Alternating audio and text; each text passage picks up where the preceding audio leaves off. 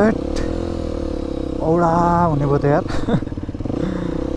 बिचमा रोक्यो भने त बिजोक हुँदैन त खाल्टो साल्टो चाहिँ नहोस् है ओए रिभर क्रसिङै केटा हो मेन हाइवेमा रिभर क्रसिङ ओए